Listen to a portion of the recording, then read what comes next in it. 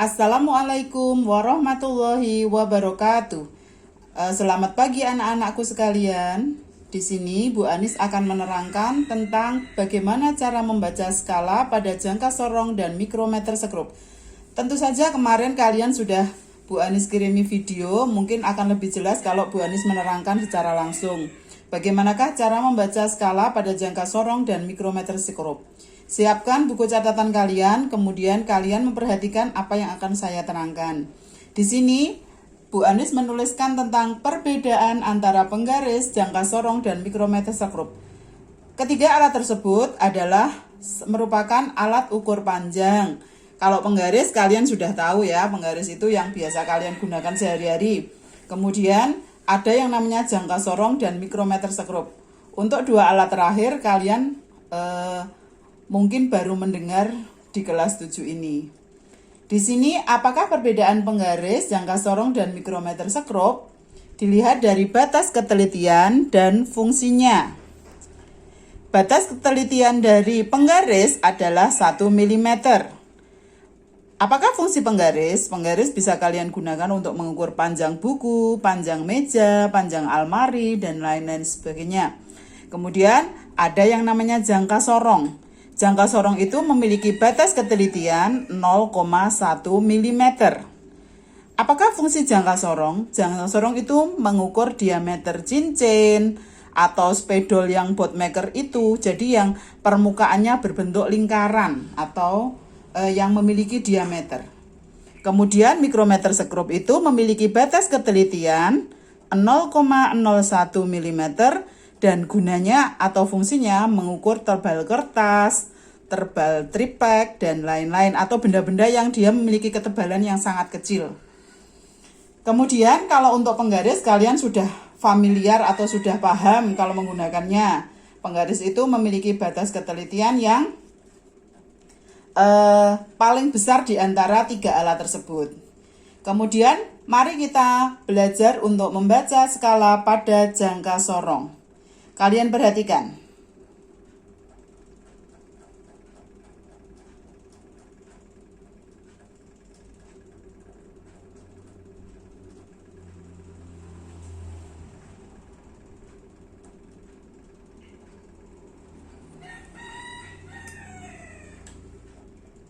Cara membaca skala pada jangka sorong. Di sini ada skala yang sudah digambarkan oleh Bu Anis.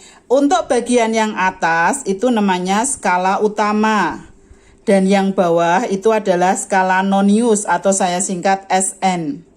Kemudian rumus untuk membaca skalanya adalah skala utama. Nah ini rumusnya.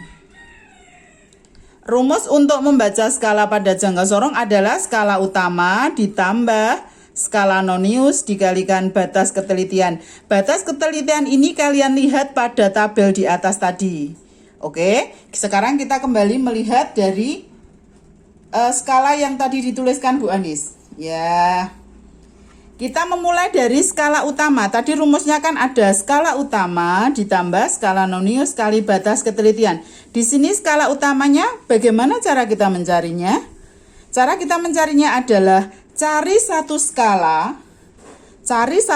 di sini yang sebelum skala terakhir skala noniusnya menunjukkan angka 0. Jadi cari salah satu skala dari skala utama di mana skala itu merupakan skala terakhir sebelum skala nonius menunjukkan angka 0. Jadi kalau dilihat di sini sudah dikasih panah oleh Bu Anis di sini.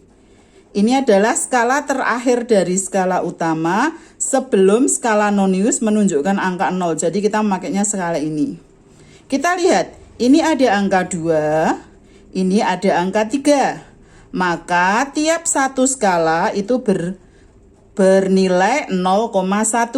Di sini berarti 2,1, 2,2, 2,3. Nanti skala utama kita tuliskan 2,3. Nah, ini. Kemudian skala noniusnya bagaimana cara membacanya? Di sini kita lihat. Kembali ke gambar ya. Skala nonius dicari dari cari satu skala di bawah yang berhimpit dengan skala di atasnya. Berhimpit itu apa? Berhimpit itu adalah skala yang ketika dibuat satu garis lurus, dia akan membentuk satu garis. Kalau ini kan nggak ada atasnya, ini nggak ada, ini juga nggak ada. Lah, kita temukan di sini. Nah, ini adalah satu skala yang dia berhimpit dengan skala di atasnya. Kalau kita lihat, kita mulai dari 0. 0, sini ada angka 5. Berarti tiap satu skala itu bernilai 1, 0, 1, 2, 3. Berarti di sini kita menuliskan skala noniusnya adalah 3. Nah, kita lihat pada hasil pengukuran kita. Skala itu adalah skala utama ditambahkan skala nonius kali batas ketelitian. Skala utama kita tadi adalah 2,3. Ditambah skala noniusnya adalah 3 kali 0,1. 0,1 dapatnya dari mana anak-anak? 0,1 dapatnya dari batas ketelitian yang kita tulis tadi. Nih, jangka sorong 0,1. Kemudian tinggal menghitung saja. 2,3 sama. Yang dalam kurung dikerjakan terlebih dahulu. 3 kali 0,1 sama dengan 0,3. Sehingga 2,3 ditambah 0,3 menjadi 2,6. Paham anak-anak? Sekarang kita beralih ke mikrometer sekrup.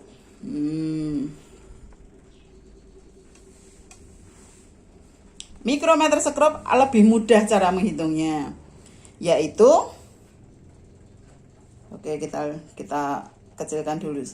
Sekarang kita besarkan.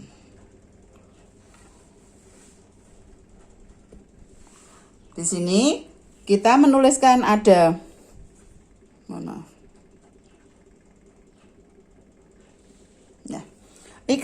cara membaca skala pada mikrometer sekrup. Ada sebuah skala di sini, kalau sebelah kiri adalah skala utama dan sebelah kanan adalah skala nonius.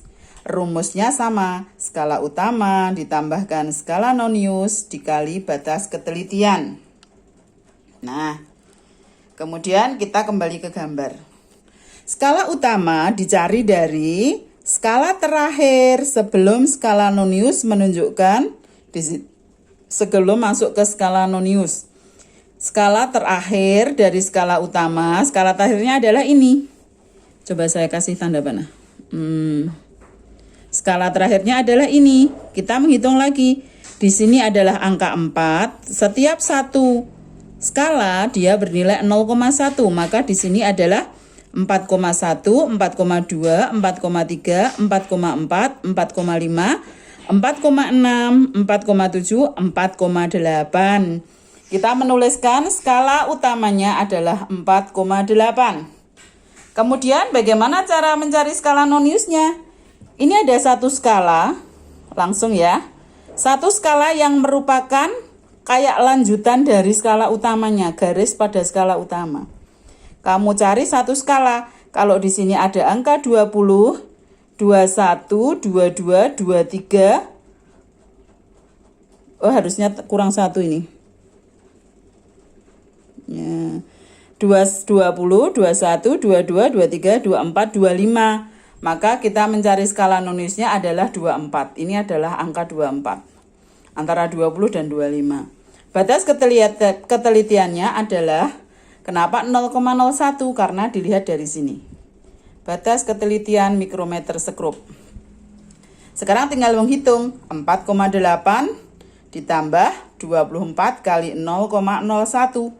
Sehingga 4,8 ditambah hasil perkaliannya 0,24. Sehingga menghasilkan 5,04 mm. Semoga kalian paham dengan penjelasan Bu Anis pada pagi hari ini.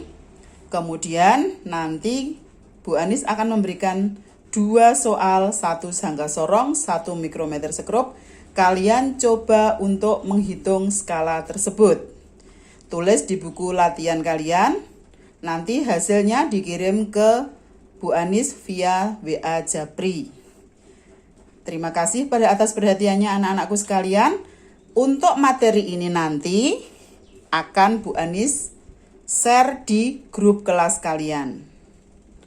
Terima kasih atas perhatiannya. Assalamualaikum warahmatullahi wabarakatuh.